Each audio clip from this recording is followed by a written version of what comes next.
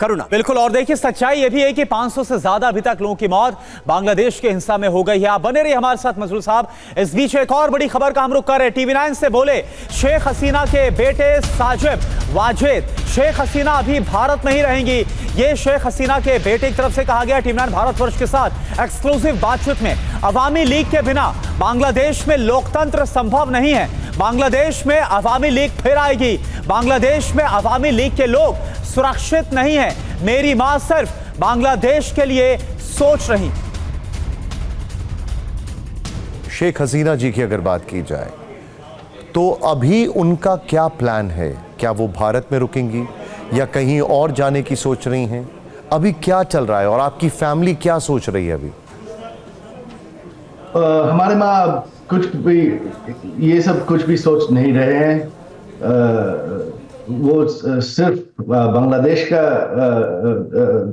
बांग्लादेश के लिए सोच रहे हैं।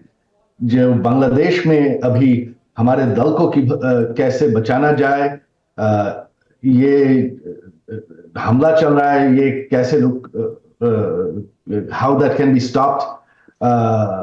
वो हमारे माँ अभी बांग्लादेश के लिए अभी भी सब करने के लिए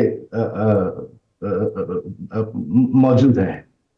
अब इरादा साजिब जी, फैमिली क्या सोच रही है अभी? फाइनल प्लान क्या है? क्या वो वापस बांग्लादेश जा सकती हैं? क्या ऐसा लग रहा है आपको? या वो अभी कुछ दिन भारत में रुकेंगी या फिर वो भारत से किसी और मुल्क में जाना चाहती हैं?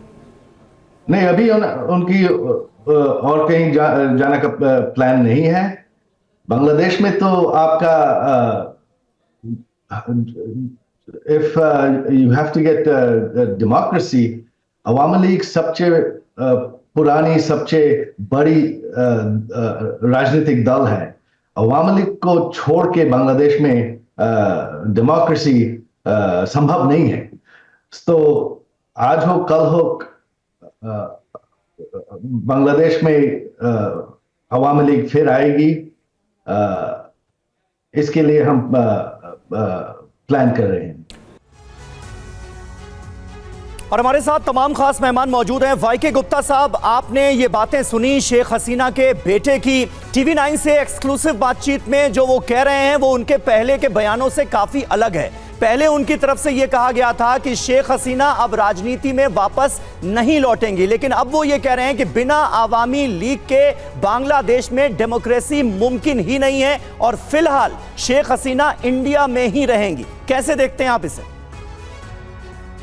देखिए, अवामी लीग जो है वो बांग्लादेश का जो पॉलिटिकल स्पेक्ट्रम है उसका एक इम्पोर्टेंट हिस्सा है जी। और ये मैं मानता हूँ कि थोड़ा सा जो है वो अवामी लीग के शासन से कुछ लोगों में अनहैप्पीनेस हुई है। पिछले कई साल से वो पावर में है। तो हो सकता है कहीं गलतियां हुई हो, लेकिन इसके साथ साथ हमें ये भी नजरअंदाज नहीं करना चाहिए कि अवामी लीग के शासन में, शेख हसीना जी के शासन में बांग्लादेश ने बहुत तरक्की करी है। बांग्लादेश देखिए एक LDC कंट्री था, लीस्ट डेवलप्ड कंट्री। आज उसकी पर कैपिटा इनकम जो है डेवलपिंग कंट्रीज के बराबर हो रही है और कुछ सालों में ऐसा उम्मीद की जा रही थी कि वो मिडिल लेवल पर आ जाएगा। तो कोविड के बाद से थोड़ा सा वहाँ पे हालात थोड़ा सा इकोनॉमिकली कुछ खराब हुए हैं, क्योंकि टेक्सटाइल एक्सपोर्ट्स वगैरह जो है उस पर कुछ उसमें कमी आई है। ग्लोबली स्पीकिंग ये ग्लोबल ट्रेंड है।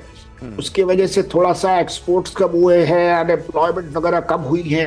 तो ये एक मतलब प्रॉब्लम का समय है। और देखिए, भारत जो है बांग्लादेश का एक बहुत ही फ्रेंड है और भारत पूरी कोशिश करेगा बांग्लादेश की सहायता करने के लिए। हमारा बहुत इंपॉर्टेंट पार्टनर है। 4,000 किलोमीटर की हमारी सीमा बांग्लादेश से लगती है। तो कोई भी सरकार वहां पे आएगी वो उसको जरूरी होगा कि भारत के साथ अच्छे रिश्ते मेंटेन करे।